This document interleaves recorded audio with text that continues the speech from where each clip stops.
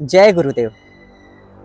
आज आप देख रहे हैं कि सनातन धर्म पे ही विधर्मियों का दृष्टि क्यों। युवती बच्चियों के लिए लाखों रुपया का लालच दे करके उसको यौन शोषण में फंसाया जा रहा है और ब्राह्मण, क्षत्रिय, वैश्य ऐसे धर्म स्वावलंबी बच्चियों को पैसों के लालच दे करके विधर्मी अपने धर्म में धर्मांतरित कर रहे हैं। ये सनातन धर्मियों को सावधान होना पड़ेगा। आज समाज, संत समाज ऐसी दिव्य प्रेरणा प्रकाश जैसे पुस्तक समाज में वितरण करवा रहे हैं ताकि समाज जागरूक हो।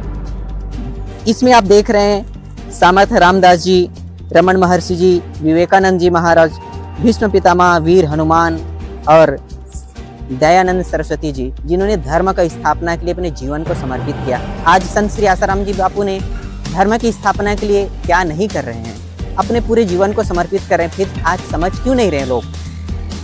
आज भी उन पे अनर्गल बकवास करके अनर्गल आरोप लगाए जा रहे हैं, क्योंकि उन्होंने सनातन धर्म के लिए अपने जीवन को समर्पित किया और लाखों लाखों के तादाद में घर वापसी संत आसाराम जी बापू ने करवाया। करेंगे सनातन धर्म व भारत विश्व गुरु बने, ये ऐलान संत आसाराम जी बापू ने कई वर्ष पहले ही कर चुके हैं। आप देख रहे हैं इसमें अनेकों संतों का छवि अंकित है।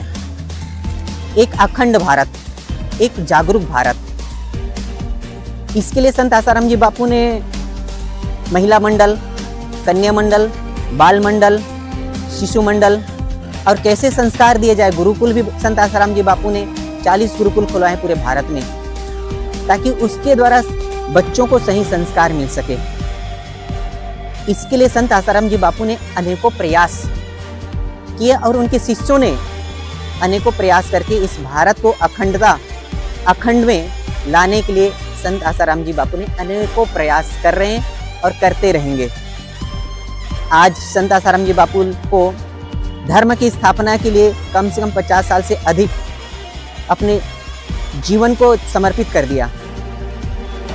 फिर भी आज आप देखेंगे कि आने वाले जो संत हैं, जो वर्तमान में संत हैं, उनके ऊपर भी अनर्गल बकवास करके आरोप लगाए जा रहे हैं। केवल हिंदू संतों पे ही क्यों, और केवल हिंदू संत महात्माओं को ही, धर्म रक्षक को ही टारगेट क्यों बनाया जा रहा है? एक साधारण मनुष्य को तो नहीं करते हैं, लेकिन संतों को ही बदनाम क्यों किया जाता है? क्योंकि वो एक भारत का, सनातन का नींव है और नींव को गिरा दिया जाए तो क्या हाल होगा मकान का।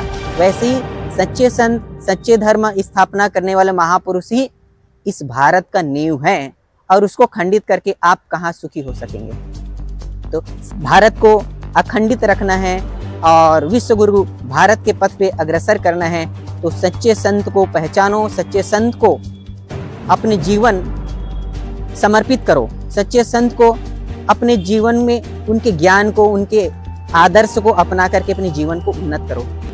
यह भारत भूमि संतों का भूमि है और संतों की भूमि में संतों को ही बदनाम किया जा रहा है। इतिहास गवाह है, इस देश में संतों के नाम से इस देश को जाना जाता है, संतों के नाम से इस भारत को पहचाना जाता है और संतों के नाम से इस देश को अखंड भारत कहा जाता है। और आज भी इस देश को कोई बचाने वाला है, कोई संभालने वाला है, कोई ऊंचा उठाने वाला है, वो संत समाज ही है।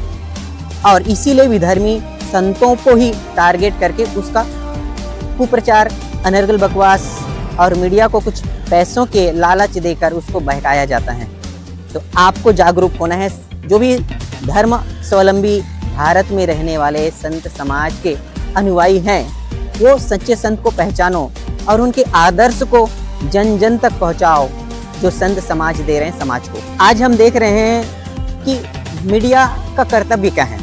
मीडिया का कर्तव्य है, प्रेस का कर्तव्य है कि समाज में सच्चे ज्ञान को परोसा जाए, समाज को उन्नत होने के निमित्त, समाज को उन्नत करने के निमित्त उसका स्थापना किया गया है। और आज मीडिया क्या कर रहे हैं? जो सतमार्ग पे चल रहे हैं, जो सतमार्ग पे चला रहे हैं, उन संतों को ही बदनाम कर रहे हैं। क्यों? क्योंकि उसके बाद बाहर से फंडिंग आ रहा है या फिर विधर्मियों का उसको लालच है। अरे आप हिंदू संतों के लिए इतना बकवास करते हैं, किसी मुल्ले मौलवी के लिए बोल के देखो, किसी पादरी के लिए बोल के देखो, कितने पादरी ऐसे कई केस में हैं फिर भी वो बरी हैं। कितने मुल्ले मौलवी ऐसे अनलगर केस में हैं फिर भी वो बरी हैं। क्यों? क्योंकि हिंदू संतों को आज टारगेट बना करके आप कहाँ ले जा रहे हैं, कहाँ ले जाना चाहते हैं और समाज को क्या देना चाहते हैं। वास्तविक में संत समाज को ऊंचा उठाने के लिए अपने जीवन कुर्बान कर देते हैं, लेकिन उनके पीछे ही हाथ धोकर लगे होते हैं। क्यों? क्योंकि उनको बाहर से फंडिंग आ रहा है, पैसे आ रहे हैं। और ये मीडिया का कर्तव्य है समाज को सही मार्ग दिखाना, लेकिन आज क्या दिखा रहे हैं?